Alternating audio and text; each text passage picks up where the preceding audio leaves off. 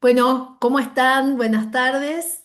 Vamos a Buenas tardes. iniciar nuestra segunda clase del programa Protagonista en Salud. La clase de hoy, voy a leerles como la hemos llamado Acceso en Jaque, cómo identificar y superar barreras. Y para eso tenemos a la licenciada Gabriela Burguiñón. ¿Cómo estás, Gabriela?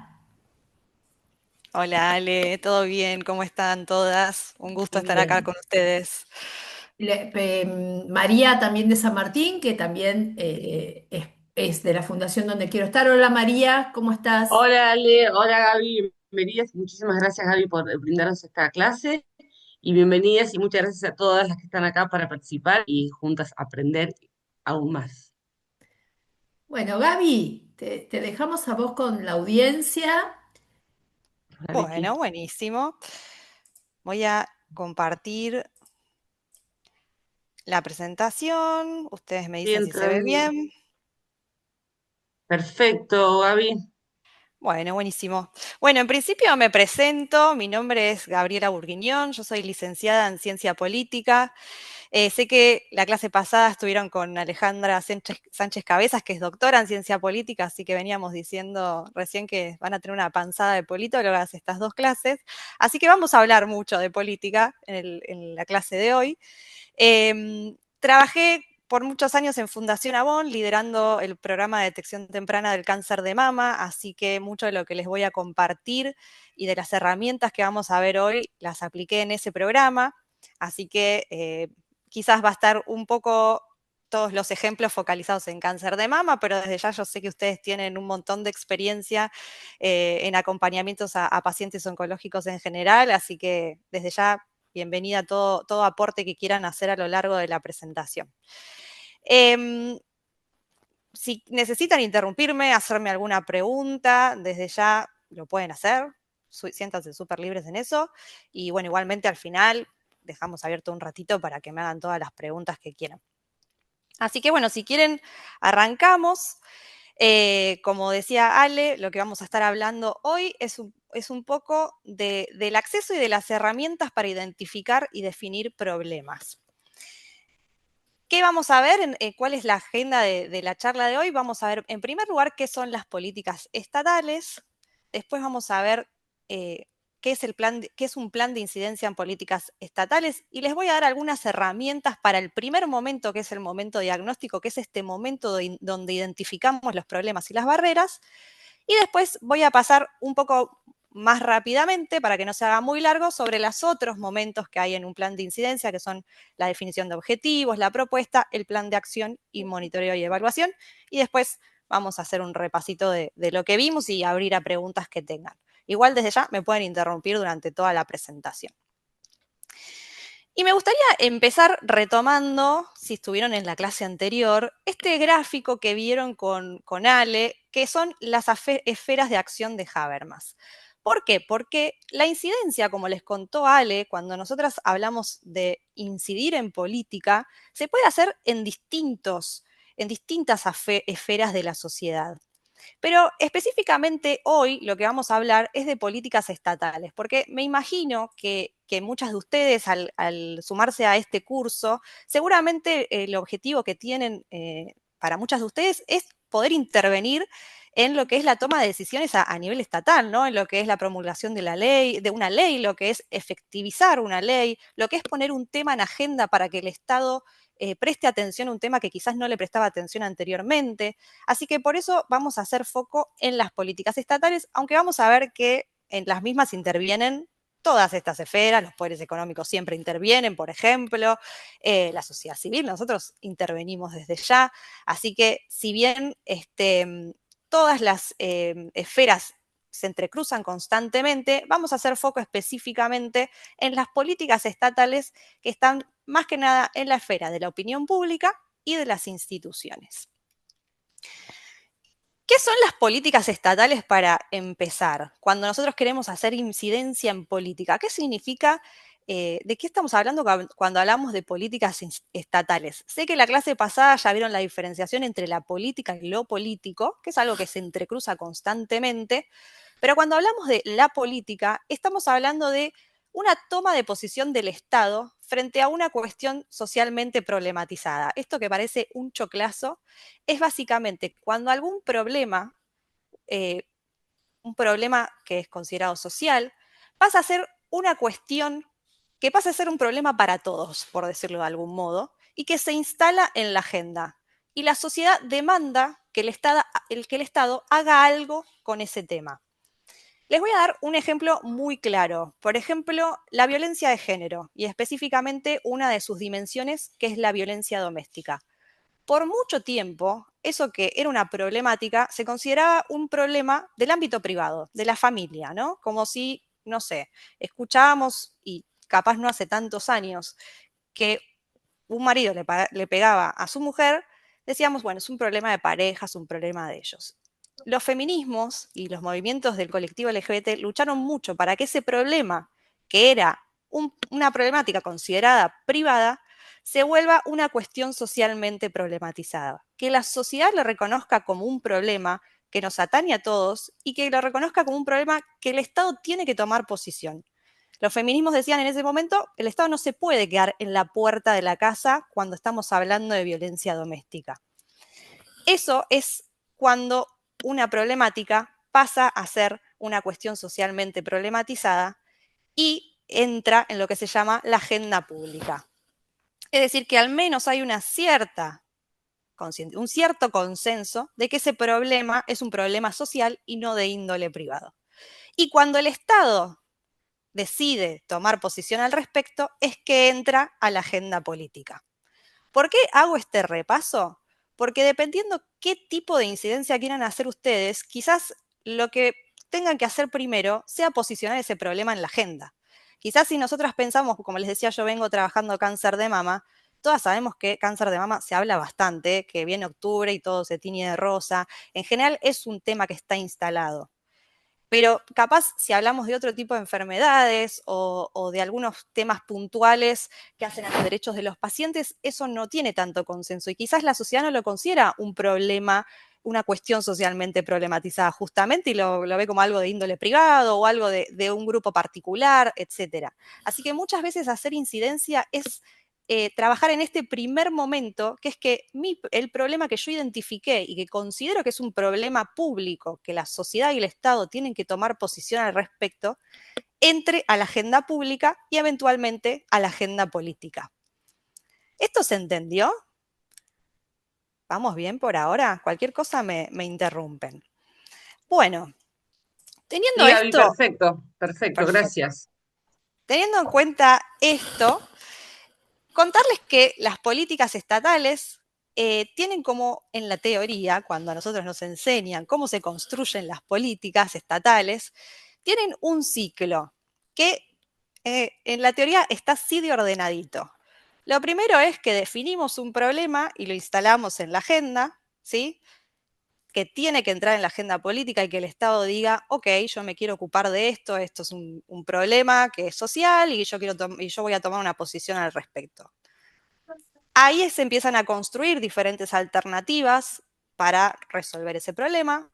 Se elige alguna de esas alternativas y se formula la política, se diseña, este es el momento del diseño de la política, se implementa y se monitorea, se supone que una política pública que se desarrolla correctamente es monitoreada de modo constante para ver si está cumpliendo o no, y se hace una evaluación que ya eso es quizás un poquito más a mediano o largo plazo, para ver si la política está cumpliendo con esa solución de problema o hay que cambiarla.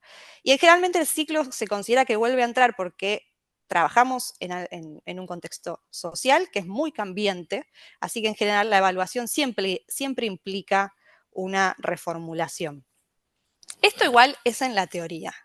En la realidad yo tomé este diseño, que es como es en la realidad, porque la verdad es que ese ciclo tan ordenado y perfecto que parece que yo pongo un tema en la agenda y al toque el Estado decide, no sé, diseñar una política al respecto y escucha todas las propuestas. La verdad es que si alguna de ustedes ya trabajó en relación con el Estado y en incidencia en políticas públicas, eso no es tan fácil.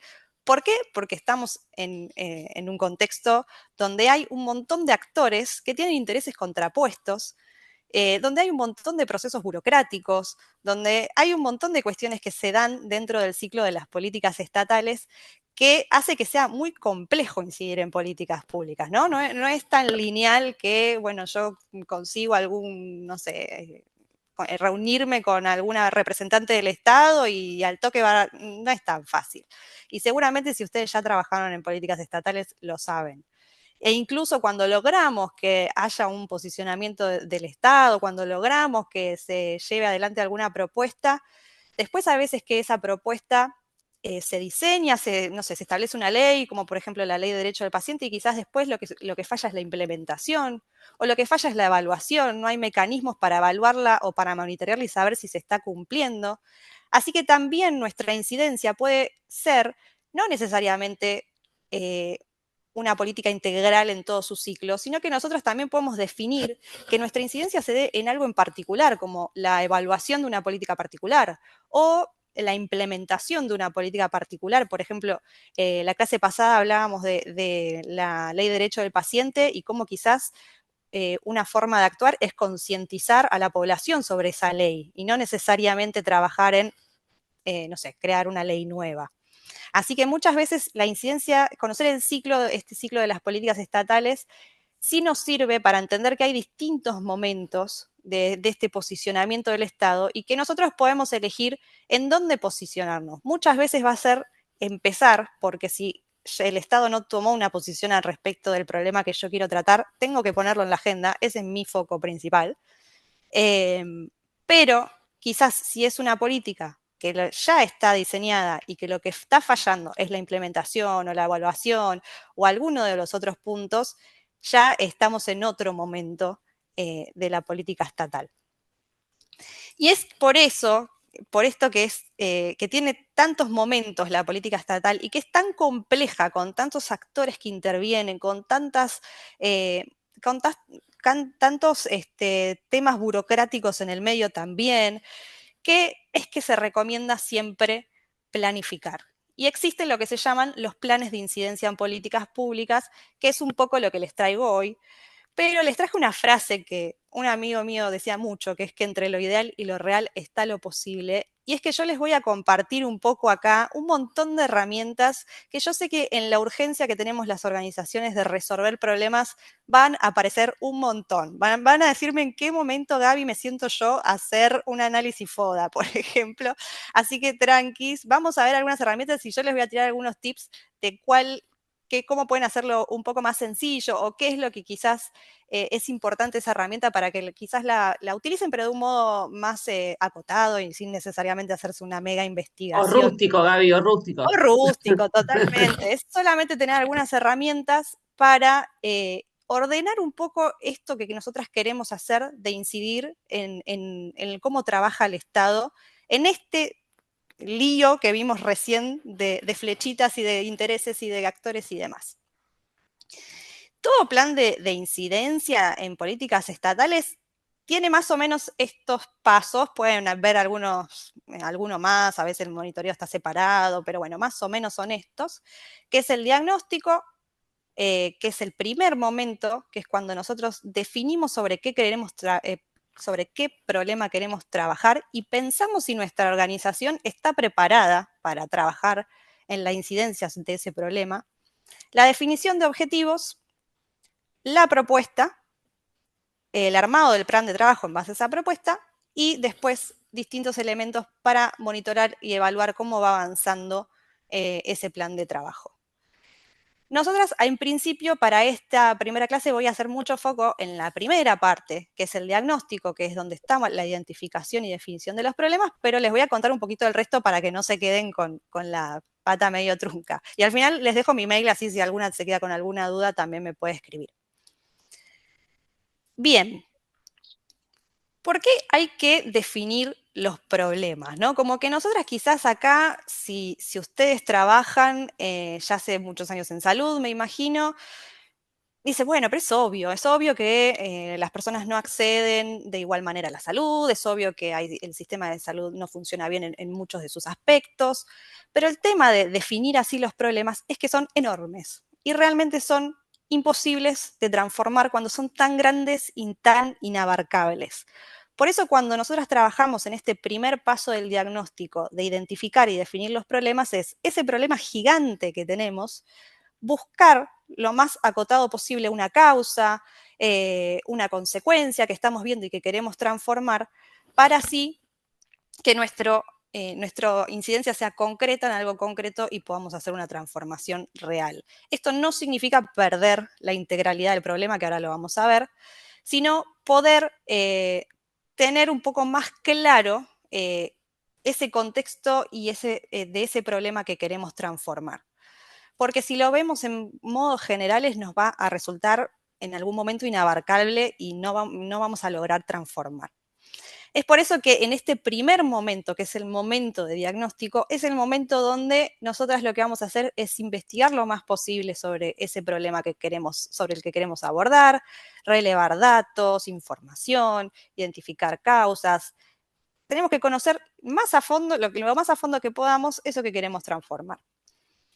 Y en este sentido, me gustaría retomar un poco lo que trabajaron con Ale la vez pasada, de este marco general de la salud, porque la verdad es que cuando nosotros definimos un problema, hay algo acá que, como vieron en la clase pasada, implica una posición teórica y una posición política también, de desde dónde nos queremos situar para el abordaje de ese problema, ¿no?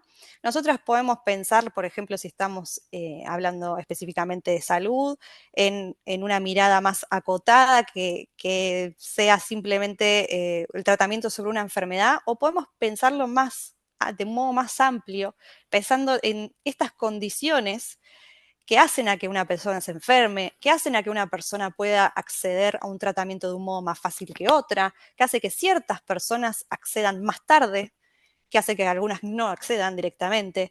Si nosotros tenemos un panorama mucho más amplio, que no sea solamente enfocado en la enfermedad solamente, vamos a seguramente reconocer de un modo mucho más completo la complejidad de ese problema y vamos a poder de ese modo identificar unas propuestas que van a ser más atinadas para transformarlo.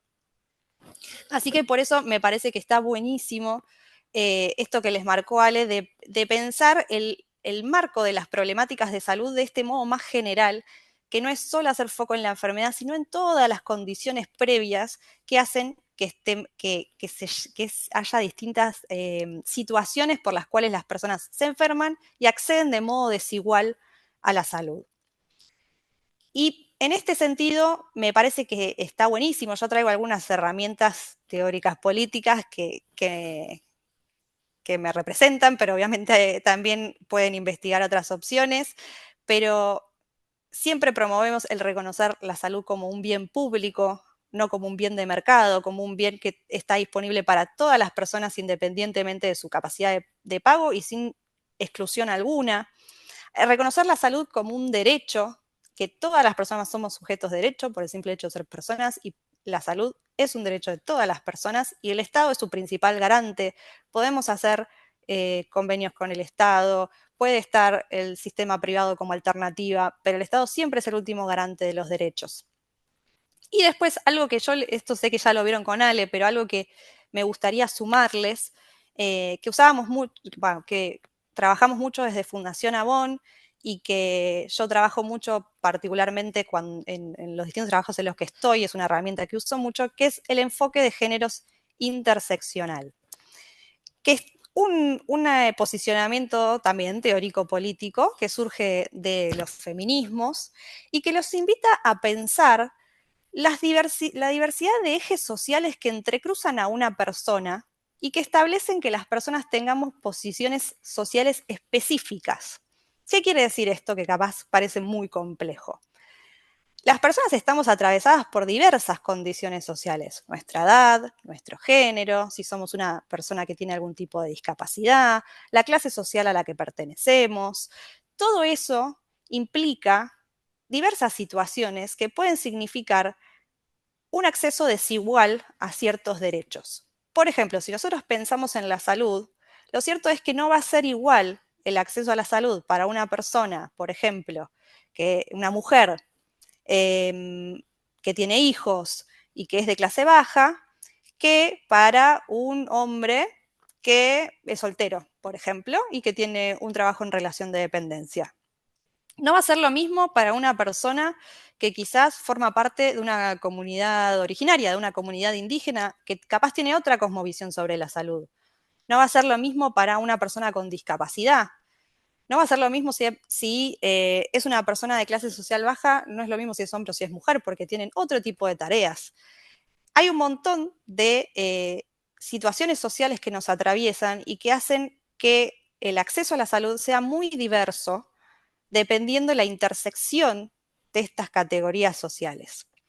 Esto lo que nos permite es tener un enfoque que complejiza el problema desde ya, pero que seguramente nos permita encontrar soluciones más atinadas. Por ejemplo, les cuento un ejemplo muy, muy simple que usamos en Fundación Avon, que a partir de usar este enfoque transformamos.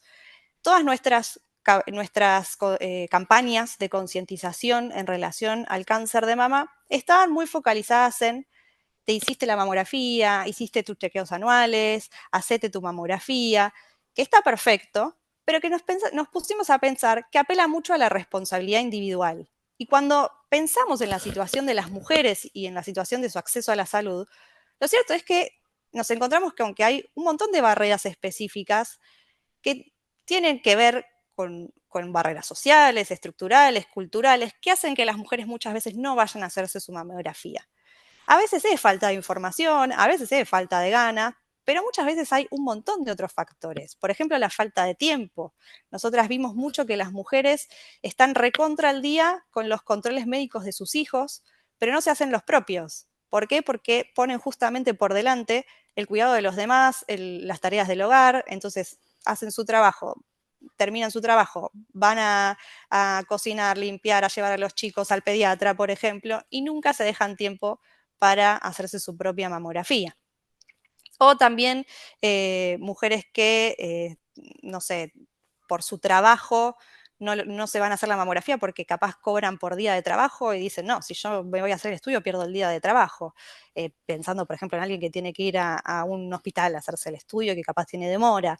Hay un montón de cuestiones que hacen que una persona que vaya más allá de la responsabilidad individual el hacerse la mamografía. Y por eso cambiamos un poco el tono de nuestras campañas y empezamos a hablar un poco de el acceso a la salud mamaria, de la mamografía como derecho. Ahí, bueno, justo lo que yo puse de ejemplo es una campaña específica donde hablamos de las barreras, que como menos igualdad, menos ingresos, menos tiempo, menos información, es igual a menos acceso a la salud mamaria.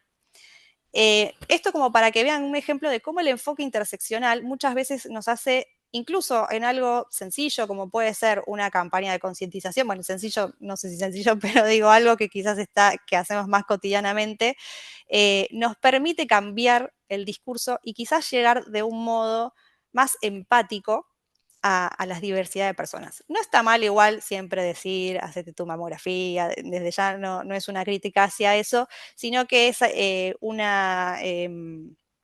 modo de complejizar la problemática y de pensar de modo más amplio todas las situaciones que pueden estar atravesando las mujeres por las cuales no van a hacerse la mamografía. Bueno, hasta acá vamos bien. Cualquier cosa me interrumpen, ¿eh? Muy Sí. buen enfoque. Ay, bueno, muchas gracias. Vamos. Bien. A partir también de ya tener un poco más o menos pensado el problema, de pensar más o menos teórica y políticamente cómo lo queremos abordar, un modo que está bueno, a mí me pareció un muy buen ejercicio de analizar las causas, es el diagrama causa-efecto, que también se llama fishbone, porque parece un pescadito, que lo que hacemos es en la que sería la cabecita del pescado poner el problema y pensar en las distintas que serían escamas, las barreras de ese problema. Nosotras en Fundación Avon atravesamos como un momento de refundación donde volvimos a pensar nuestros objetivos e hicimos este ejercicio de sentarnos en equipo a pensar las diversas causas que llevan a un problema y la verdad es que es un ejercicio recontra interesante para hacer. Yo les voy a mostrar nuestro resultado, no se asusten, es un choclazo, no tienen que llegar a esto porque hasta me cuesta a mí explicarlo. Nosotras hicimos, pero pusimos todas las barreras que pensamos, ¿no? Barreras sanitarias, administrativas y políticas, administrativas más focalizadas en lo meramente burocrático y políticas más pensadas en cómo se concibe el sistema, barreras personales, que son las barreras sí, que quizás son de uno como individualidad, como sujeto, que es el miedo, la desconfianza, el desconocimiento, que igual muchas veces son resultado de otras barreras, ¿no? Porque muchas veces el miedo a ir al médico es porque tuve una mala experiencia. La desconfianza del sistema de salud es porque también tuve una mala experiencia, conozco a alguien que tuvo una mala experiencia. Y otro tipo de barreras como barreras económicas y barreras socioculturales que llevaban a este problema de la existencia de muertes evitables por cáncer de mama, ese era nuestro problema, vinculadas a la falta de detección oportuna. Esto es un choclazo, pero ¿para qué nos sirve? Cuando nosotros identificamos las causas, nos podemos preguntar, ok, ¿yo puedo abordar todo esto? Con mi organización, ¿realmente puedo abordar todas estas causas o mi problema es enorme? Y quizás digo, bueno, yo quizás no puedo abordar todo esto, pero me puedo focalizar en, no sé, el miedo al diagnóstico, por ejemplo. Entonces yo en mi organización tengo psicólogas y trabajo y hago un plan focalizado en eso. O, por ejemplo, ya quizás eso es muy personal, si quiero ya ir a una incidencia en políticas estatales, quiero trabajar sobre la desigual distribución geográfica de los mamógrafos en mi localidad y quiero trabajar para que el Estado pueda mejorar la capacidad instalada en el acceso a mamógrafos, ecógrafos, etc. Entonces yo hago foco en eso. Para eso nos sirve este fishbone, para reconocer las causas de mi problema y si veo que es enorme e inabarcable, capaz de decir, bueno, que yo me focalizo en esto, que seguramente sea un subproblema de ese problema. O quizás dicen, no, hacemos una red y trabajamos todo esto y trabajamos una política integral con el Estado para abordar todos estos temas. Y está buenísimo también.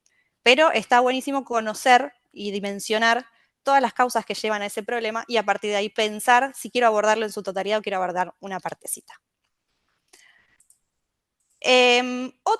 Otras herramientas que les comparto, que yo después de esta presentación se las van a mandar las chicas, las pueden copiar y pegar y lo pueden hacer, que sirve mucho para relevar información, es el relevamiento de normativa. Si ustedes van a incidir en políticas estatales, capaz está bueno saber de la problemática que vayan a abordar, si ya hay alguna normativa al respecto. Yo creo que esto muchas de ustedes ya lo resaben, pero si les sirve la herramienta, esto es un cuadro de cómo la pueden relevar para tenerla sistematizada y si alguna vez lo tienen que consultar, van rápido ahí, incluso lo pueden tener y si hay una nueva normativa que se aprueba, lo suman. A mí siempre me sirve mucho. Yo lo organizo así, el nombre de la intervención, o sea, el nombre de la norma, sea decreto, ley, lo que sea, el año en que se promulgó, de qué nivel es, si es nacional, provincial o municipal, de qué localidad. Bueno, quién lo originó, si la nación, la provincia, si es la provincia, el nombre de la provincia, si es nación, es nación, pero si es la provincia, el nombre de la provincia, si es municipio, el nombre del municipio. Cuál es el nombre de esa ley en términos de número, ley, decreto, lo que sea, el link a la normativa y un muy breve resumen de la normativa. Acá yo puse un ejemplo de la ley de cirugía reconstructiva por patología mamaria, ¿no? Pero bueno, uno podría hacer un relevamiento, en mi caso habíamos hecho un relevamiento de todas las normativas que había sobre cáncer de mama, que tampoco uno necesariamente tiene que relevar todas las municipales, solamente de la localidad que uno quiere trabajar en caso de ser, que te quiere trabajar, por ejemplo, con el municipio específicamente. Y si quizás uno quiere apelar a una incidencia más nacional, yo creo que con relevar las normativas nacionales y provinciales está bien, porque en general los gobiernos locales toman los lineamientos de lo que hay a nivel provincial y nacional. Pero bueno, para mí es una herramienta que está buena, yo creo que prolija bastante y nos sirve bastante para ordenar la información de la normativa. Otra que también es interesante, esta para mí está buenísima, es compleja, pero es una herramienta que es interesante, es el mapa de actores, que es un poco desentrañar todos los intereses que hay en conflicto cuando quiero abordar una problemática. No hace falta que la hagan tan detallada como está acá, pero siempre está bueno tener en mente, si ustedes quieren hacer algún tipo de incidencia, quiénes pueden jugarme a favor y quiénes pueden jugarme en contra, básicamente.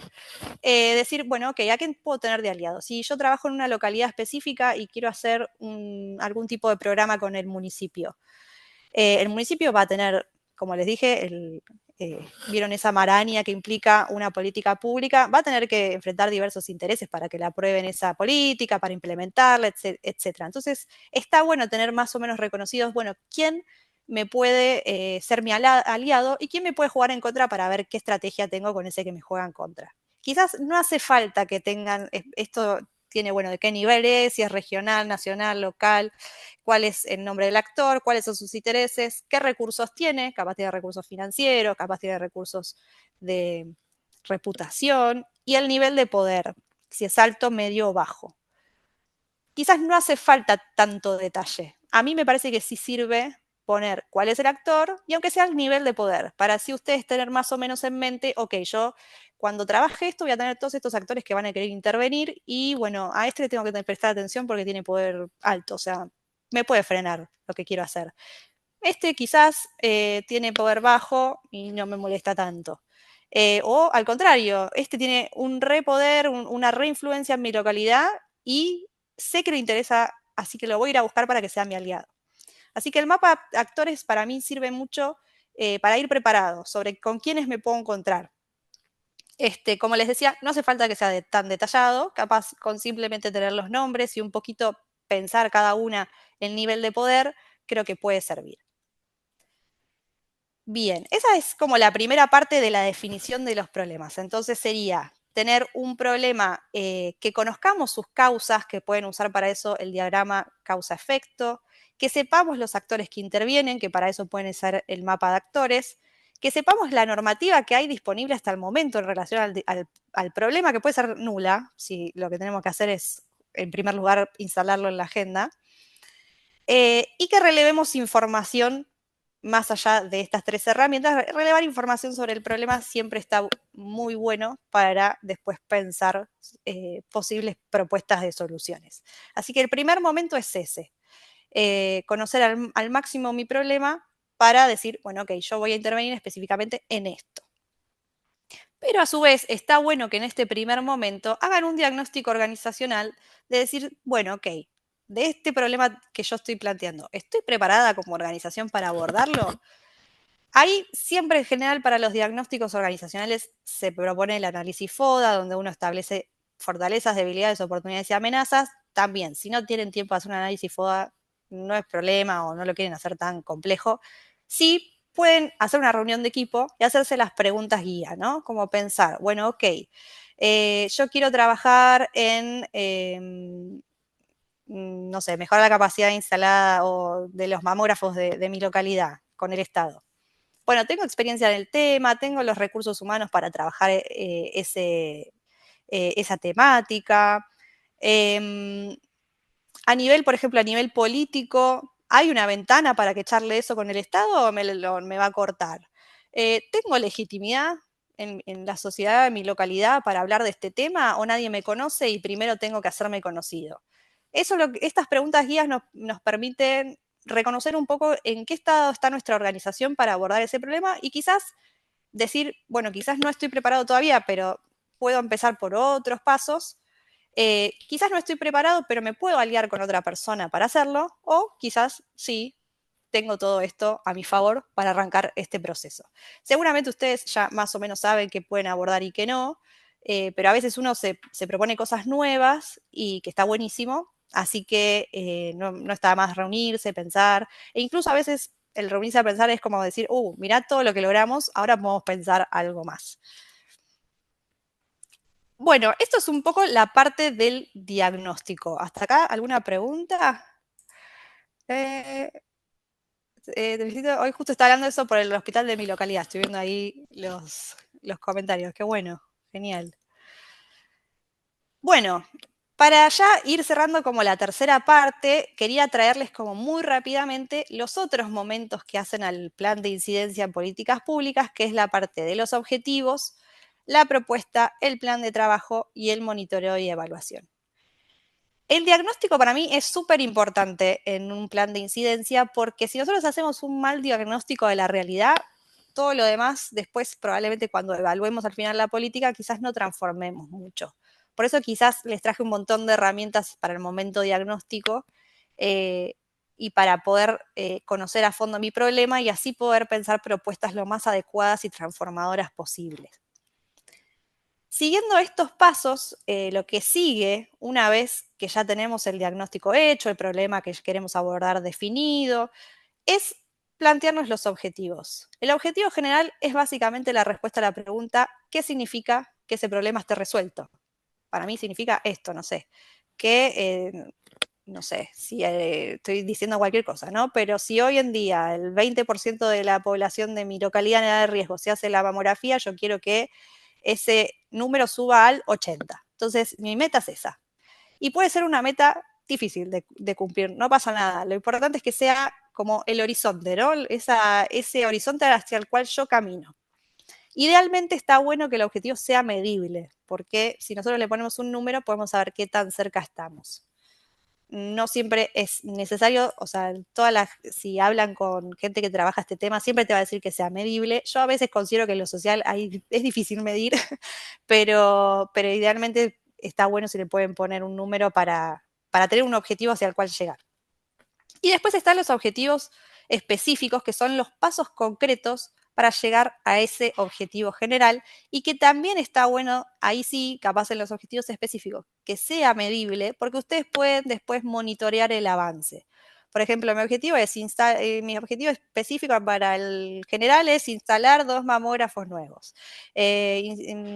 No sé, arreglar 2 ecógrafos que están rotos. Y yo ahí tengo un número exacto que puedo ir viendo mi avance si lo fui logrando.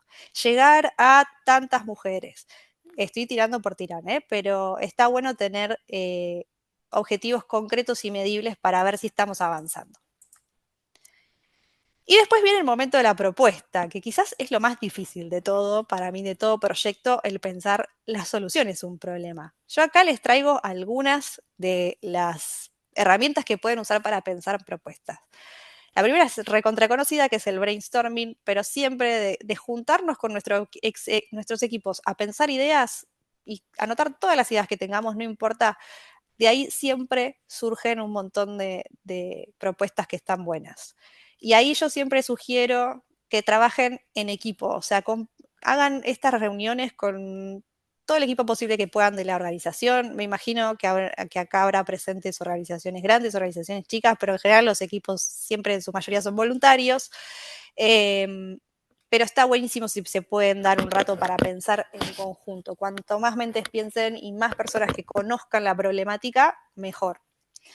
Después algo que puede servir muchísimo es investigar buenas prácticas, investigar proyectos exitosos quizás de otras localidades, de otros países incluso, que quizás nos sirvan a nosotros como insumo para pensarlo en nuestra localidad.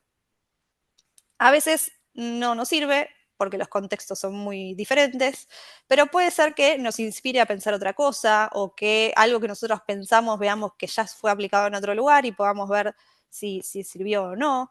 Así que está bueno si ustedes piensan una idea, capaz que investiguen, a ver si ya existe alguna práctica y poder ver si fue exitosa y en base a eso quizás tomar ideas de esa práctica exitosa.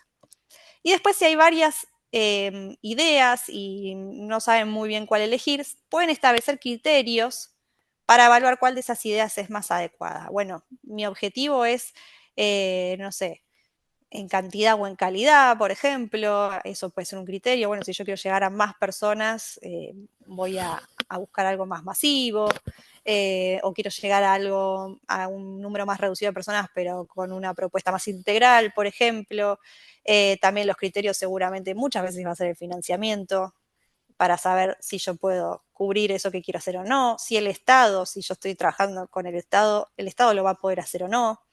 Así que si ustedes hacen, no sé, un brainstorming, surgen muchas propuestas y no saben cómo decidir, pueden establecer criterios y a partir de ahí ver cuál es la más viable. Desde ya, otra viabilidad cuando estamos trabajando en incidencia en políticas públicas es el contexto político, ¿no? Si hay voluntad política de llevar adelante eso que quiero hacer. Y si no la hay, capaz mi trabajo va a ser enfocarme en la incidencia, en lograr que ese problema entre en la agenda pública y que el Estado tome posición al respecto. Y para llegar al dos últimos pasos, está primero el plan de trabajo. Una vez que nosotros ya tenemos la propuesta, ya pensamos esa solución para esa problemática, ahí sí ya vamos a bajarlo a tareas específicas, donde está bueno tener conocimiento de qué plata va a significar, qué personas vamos a trabajar en esa propuesta y qué materiales necesitamos. Pueden hacer una calendarización de las tareas con la designación de los responsables, lo que se llama un Gantt de tareas. No lo traje acá, pero tengo modelos de Gantt, que cualquier cosa me los pueden pedir. Para mí eso es algo que yo siempre recomiendo. Hacer calendarización de tareas está buenísimo para darle un seguimiento y un orden a lo que trabajamos, porque a veces hacemos un montón de cosas y ya llega un momento que decimos en dónde estaba. Así que capaz hacernos un primer plancito de las tareas está buenísimo, que tampoco hace falta que sea muy detallado, puede ser por mes y simplemente ir marcándonos cada mes más o menos cuál es la tarea que queremos desarrollar ese mes. Y después, para mí, muy importante para nuestro contexto actual, un plan de comunicación. Está buenísimo contar lo que hacemos. Y además, si dentro de nuestra propuesta está el buscar aliados, está el buscar personas que estén a favor de mi propuesta, de cuando pensamos en ese mapa de actores, tener la mayor cantidad de esos actores a mi favor, siempre el plan de comunicación sirve para buscar más personas que conozcan el proyecto y que me quieran acompañar y apoyar. Y por último, el último de todos los pasos es el monitoreo y evaluación. Que para quienes trabajamos en política, quienes hacemos ciencia política y vimos políticas públicas y demás, este es el que menos se cumple. Y debo admitir que es complejo de pensar, porque además eso, cuando estamos, no sé, logramos implementar algo y lo estamos haciendo, nos cuesta mucho parar a medir lo que estamos haciendo. Nosotras esto se los traigo cómo lo trabajábamos en Fundación Avon y capaz les puede llegar a servir. Dividíamos nuestros resultados, para analizar nuestros resultados, en indicadores y entregas. Indicadores sí son números. Es decir, bueno, yo quiero que mi programa tenga un alcance de tantas personas que se beneficien. Y no sé, por ejemplo, yo quiero que en un año se beneficien 100 personas. Y quizás puedo dividir, bueno, el primer mes quiero que sean tantas, el segundo mes tantas, aunque sea como para ir evaluándolo. Quiero hacer, o si no sé, quieren hacer estudios, quiero hacer tantas mamografías y me propongo, bueno, el primer mes tantas, o puede ser que no, que me enfoque en ciertos meses del año, pero está bueno tener indicadores numéricos de lo que quiero alcanzar y ver si estoy llegando a esos números o no, y ver por qué. A veces, por eso digo que los números en lo social a veces nos sirven para más o menos ver cómo venimos, pero a veces no representan todo el trabajo que le pusimos a un proyecto. Más cuando estamos trabajando, por ejemplo, en acompañamiento a un paciente, pienso yo. La verdad que antes que pensar en cuántos pacientes acompañamos, capaz a ese paciente que acompañamos le transformamos su modo de atravesar la enfermedad y la hicimos mucho más amena, y quizás el número no lo demuestra, capaz fueron 2 en el año, pero realmente le pusimos todo el corazón. Así que es algo que a nosotras nos puede servir más que nada para ver cómo venimos, sirve mucho para mostrar para afuera, debo decírselos, para buscar financiamiento, por ejemplo, pero nada, es algo que en la planificación se suele recomendar. Yo les digo esto, sé que en lo social no siempre es representativo, pero puede serles útil tenerlo. Si no, la otra opción es tener entregas, que entrega ya es decir, bueno, ¿cuál es mi tarea completada? Quiero decir, bueno, yo este mes quiero hacer una campaña de concientización y bueno, tener eso hecho significaría tener un video. Entonces mi entrega es el video hecho. Entonces si yo cumplí con el video hecho, listo, ahí estoy estoy demostrando que la tarea la hice. Así que esa es otra forma que no es numérica de decir, bueno, si mi objetivo era hacer, no sé, un manual de concientización, ok, mi entrega es tener el manual hecho y ya es más un resultado de que la tarea efectivamente la hice antes de que cumplir con un número específico. Que quizás un número para eso sería, bueno, ¿cuántas personas se descargaron mi manual? Pero sí lo que les recomiendo siempre, sobre todo porque nosotros trabajamos mucho en las organizaciones, en mostrar a la afuera, me imagino que muchas de ustedes muchas veces necesitan financiamiento y demás, sirven mucho tener estos números para mostrar todo lo logrado y eso, por eso es fundamental que guarden evidencia de todo lo que hacen, guárdense fotos, guárdense números, hicieron una capacitación, vinieron 30 personas, en algún lado anoten, hicimos la capacitación tal, el día tal, vinieron 30 personas y guárdense las fotitos. Hicieron una campaña de concientización en una plaza de la localidad, saquen fotos, guárdense el número de cuántas personas fueran. Porque después, si en algún momento, incluso con el propio Estado, quieren darse a conocer y decir, che, quiero que trabajemos en esto en conjunto, pueden decirle, miren, hice todo esto, llegué a todas estas personas y nos van a dar más bolilla. Nuevamente, no es que yo crea, sinceramente, que los trabajos de las organizaciones se miden de ese modo, porque no, pero en la realidad en la que vivimos muchas veces no sirve tener resultados para mostrar y que nos den bolilla. Y obviamente sí, igual es real que tener un seguimiento, un monitoreo y una evaluación constante de lo que venimos haciendo nos permite ver si estamos cumpliendo con lo que nos propusimos y si no lo estamos cumpliendo, ver si hay que cambiar algo, si no estamos llegando por algún motivo, si esa desviación se da porque hay algo que no planificamos bien o hay algún tema contextual que no habíamos pensado, que muchas veces pasa, o porque pensamos que nos iba a llevar, no sé, que con 3 personas lo íbamos a poder hacer y al final necesitamos 5. O sea, de vez en cuando frenar, analizar y ver cómo venimos con esas tareas que nos propusimos. Más allá de que si no sea con números exactos, sirve mucho para ver si estamos por el camino que nos habíamos propuesto o si nos desviamos, pensar qué podemos hacer para lograr esos objetivos que nos habíamos planteado al inicio. Y bueno, ahora sí, para finalizar, un poco de lo que yo les quería traer hoy como aprendizaje compartido, es un poco esto de qué son las políticas de Estado, que son posiciones del Estado sobre cuestiones socialmente problematizadas, y por eso mi primer paso, si nosotras queremos que nuestra problemática sea tomada en cuenta por el Estado y que el Estado tome una posición al respecto, es instalarla en la agenda pública. Y si ya está instalada, ahí sí pensar, bueno, ok, ¿en qué etapa está de la implementación de ese ciclo de las políticas públicas? Y a partir de ahí pensar la incidencia.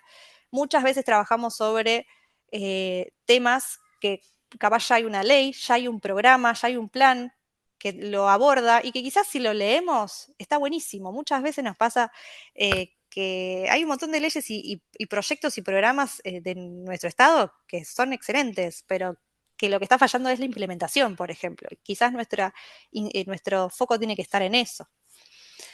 Después, que el ciclo de las políticas estatales no es prolijo, es complejo, está atravesado por un montón de actores con múltiples intereses y que por eso es que está bueno planificar de antemano y conocer de antemano cómo es ese contexto, cómo es esa problemática que yo quiero abordar, cuáles son los actores que intervienen, cuáles son su capacidad, su poder para incidir sobre esa problemática.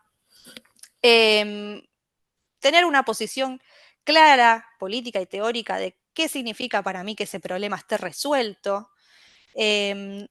Bueno, todos estos pasos que le dije para tener un problema bien definido y tener la mayor formación, información, datos para poder resolverlo y para poder defender frente a esos actores contrapuestos el por qué quiero abordar este problema y qué significa realmente que esté resuelto. Y que, como les decía, si bien hay hay 5 pasos en el plan de incidencia de políticas públicas, la correcta identificación y definición de los problemas es súper fundamental para que después las propuestas que que pensemos serán verdaderamente transformadoras. Por eso para mí el diagrama causa-efecto, por ejemplo, está buenísimo para pensar la multicausalidad que hay en un problema y ser bien precisos en qué queremos transformar para, bueno, al fin y al cabo, mejorar el acceso a la salud para la población, que siempre es nuestro último objetivo. Así que bueno, esa es mi propuesta para hoy. Espero haber sido útil, que les haya servido la información y desde ya, si tienen consultas, abran micrófono. Yo acá igual les dejé mi mail en el último slide para que me hagan todas las consultas que quieran, pero podemos Sí, charlar ahora desde ya. buenas tardes. Mi nombre es Marta Trota, soy de Pergamino. Me encantó, me anoté todo, me viene buenísimo. Nosotros atendemos, tenemos en nuestra asociación, tenemos psicólogo, nutricionista, bueno, y hacen talleres de lunes a viernes, todo lo que es artesanía. Pero bueno, más o menos nosotros atendemos 400 personas mensual, porque es Pergamino y la zona. Nuestro hospital es interzonal. Pero nosotros tenemos una gran problemática, dada la situación social que se está viviendo. Y todo lo que es verdad, lo estamos viendo. Y el otro día justo me invitaron en un canal de televisión a hablar de prevención. Uno puede ir a hablar, yo soy paciente oncológica, hablar de prevención y cuando no tenemos un Estado presente es muy difícil. Y cuando tenemos un hospital desbordado, yo creo que también está muy bueno. A mí me han invitado desde escuelas, de los chicos de secundaria, y es importantísimo hablar con los chicos jóvenes, porque los chicos jóvenes prestan muchísima atención y cuando llegan a la casa le transmiten a sus padres. Yo creo que fundamentalmente en la educación, en las escuelas, poder hablar, contarlo. A ver, no soy médica, fui paciente oncológica recuperada, le gané 2 veces el cáncer y por eso puse una asociación acá en mi ciudad. Pero yo creo que apuntar también en la educación es fundamental. Y también es una lucha constante porque cuando vos haces prevención, hablas de prevención y cuando tenemos un hospital, un Estado ausente, es como que es remás. Yo tengo todos los medios a favor.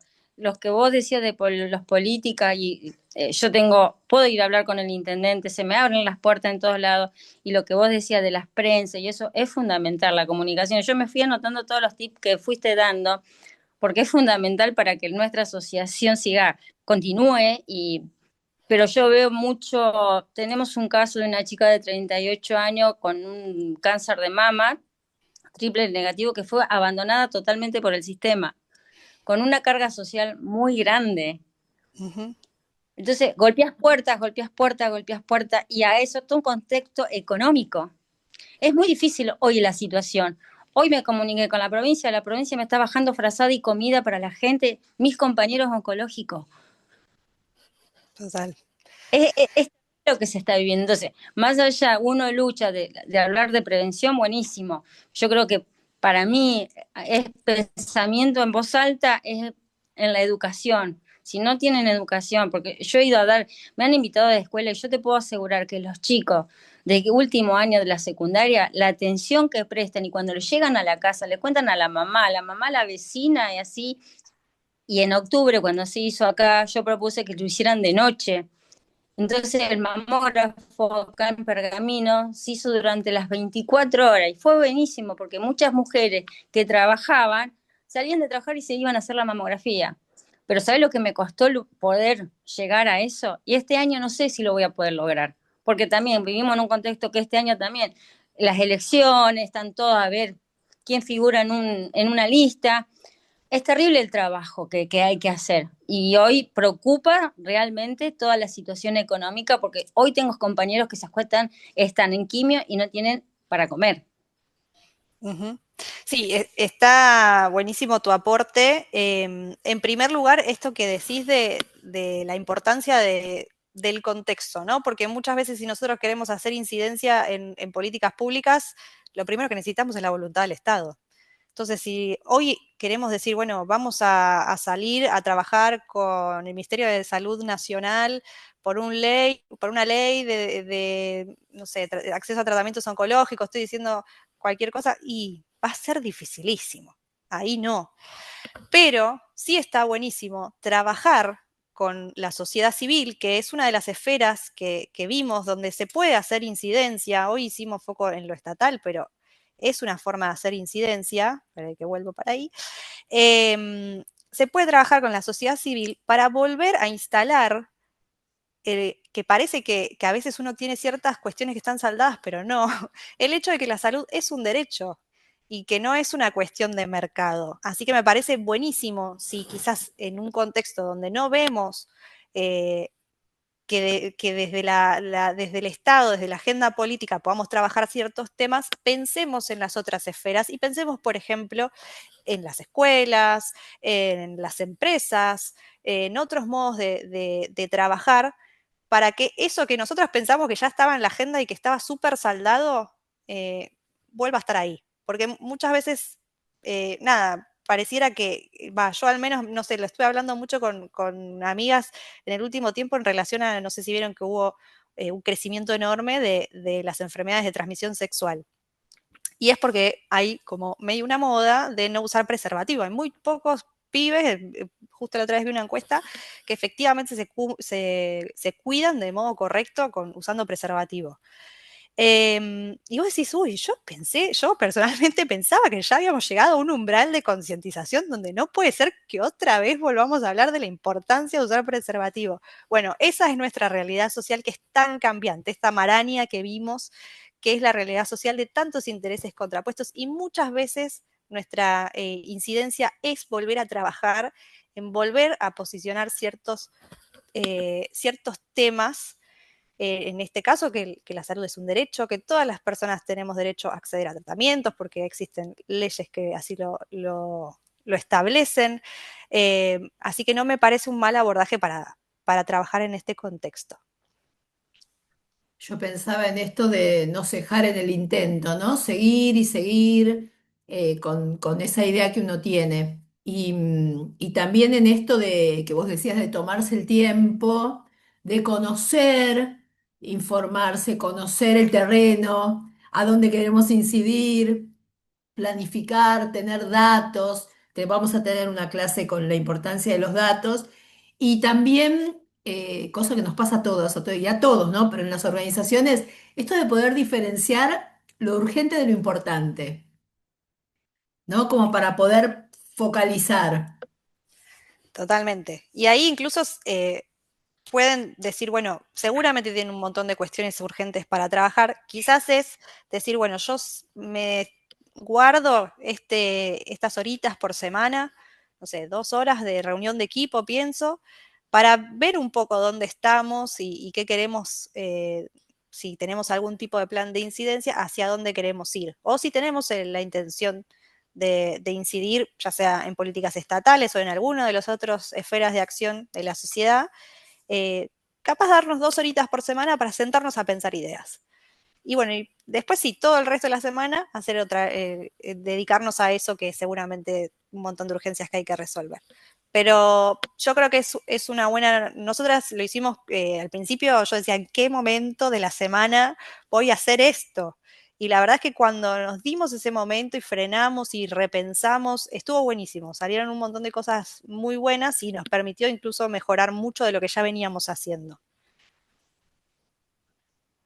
Bueno, ¿alguien más tiene alguna pregunta, algún comentario? No, yo felicitarla, Gaby, la verdad que estuviste excelente, clarísimo todo, y nos viene creo que muy bien, porque acá hay 130, ¿cuántas somos, Alejandra? ¿Cuántas organizaciones? De la red, sí, de la red somos casi 150. Acá en el curso se anotaron, creo que unas 25 organizaciones. Y que Pero está, nos viene bárbaro por para poder empezar a supuesto. organizar. Bueno, muchas gracias, Sí, Vicky. sí, Y desde Gaby. ya tienen mi mail, así que cualquier duda que se hayan quedado me pueden escribir. Así que nada, abierta a resolver consultas si lo necesitan. Acá Ana está contando algo. Espera que voy a abrir el chat para verlo. Por ahí vos también lo puedes leer.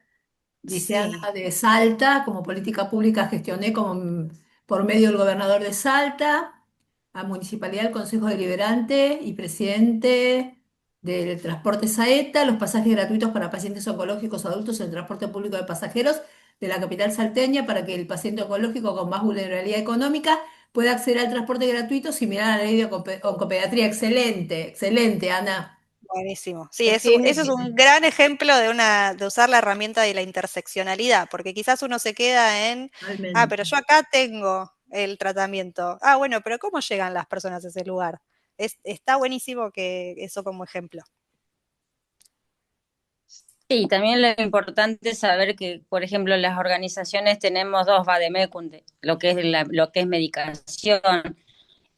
Yo trabajo directamente con la provincia, con el IPC, y bueno, también y el paciente no lo sabe, tampoco tiene la obligación de saberlo. Entonces, a nosotros nos llega, el paciente sale de la oncóloga y va la oncóloga hoy por hoy nos manda directamente a nuestra asociación y ahí, bueno, los encaminamos, documentación, qué presentar, dónde, por qué. Ahora estoy reclamando al IPC, están tardando con las entregas de medicación en tiempo y forma, que no pueden hacerse los tratamientos. Es una lucha constante todos los días. Es mucho el trabajo, amo lo que hago, pero a veces como que me amarga no poder cumplir ciertas metas para el paciente, ¿no? Porque me desespera y golpeo puertas todos los días. Pero bueno, agradecerte porque todos los ítems me fui anotando todo y bueno, me va a ayudar muchísimo. Así que muchísimas gracias. No, por favor, gracias a vos. Sí. Está buenísimo también estos espacios para encontrarse con otras personas que están, y otras organizaciones que están trabajando lo mismo y creo que siempre haciendo red, eso que parece imposible muchas veces con otras personas abre puertas. Acá tenemos dos comentarios más, bueno, de Ana de Salta, que lo único que le falta es hacerlo notar en los medios de comunicación. Así que bueno, ahí proponételo, Ana, mostrando, como dijo Gaby, que hay que sacar fotos y por ahí testimonios y demás. Silvia, que es de Eduardo Castex, hacemos trabajo en conjunto, gobierno, provincia, municipio y asociación Soles. En cuestión de la sala de quimio y de la medicación, trabajo en red con todos los oncólogos de la provincia. Y en nuestra, bueno, la provincia cumple mucho, sí sabíamos que, esto es, Eduardo Castex es la Pampa, si no me equivoco, ¿verdad? No, no quiero decir una cosa por otra, pero La Pampa, La Pampa, exactamente, sí. Bueno, mira. genial que esté cumpliendo la provincia, eso está excelente. ¿Alguien más quiere comentar algo, preguntar algo? Si No, que no, nos pases, Gaby, después la presentación. sí, sí, Sí, Gaby ya ya, se la ya pasé la a pasó. Ale, Ah, así que Sí. Por si alguien entró más tarde, Gaby ya nos pasó la presentación, después se las compartimos por el grupo de WhatsApp y en la semana les pasamos, primero les vamos a pasar la grabación de la anterior y después ya les pasamos esta. Así pueden ir repasando y viendo y bueno, y compartiéndola con sus equipos. Gaby, un lujo tenerte. Gaby dejó bueno, también el correo en su presentación, dijo que si alguien quería hacerle alguna pregunta, ahí tenía la posibilidad de hacerlo. Así que bueno, nada más por acá. bueno, muchas gracias a ustedes por convocarme y por el espacio. Bueno, no, gracias a vos. Muchas, Un beso a muchas todas, gracias. gracias.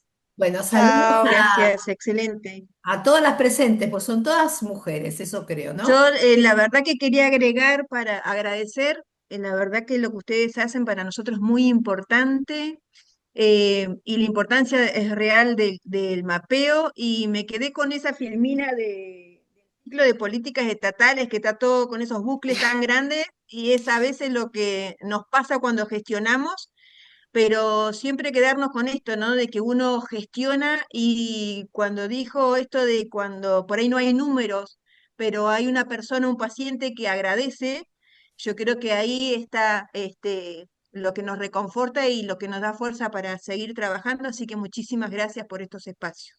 Un abrazo grande. Bueno, Y un aplauso a Bueno, todas porque todas lo que hacen es muy valioso, muy sí, valioso, excelente, muy sí, valioso. excelente, excelente. totalmente. Y el trabajo en red, además. Bueno, gente, nos vemos la próxima, el próximo miércoles. Igual les vamos avisando por el grupo para recordarles, pero el próximo miércoles a las 18 nos vemos por acá. Que termine el lindo Gracias, Gaby, día. gracias, Ale. Un Chao, gracias beso. a ustedes. Chao, Chao, Besitos. chao. Chao, Vicky. Chao, chicas. chao. Chao, Gaby.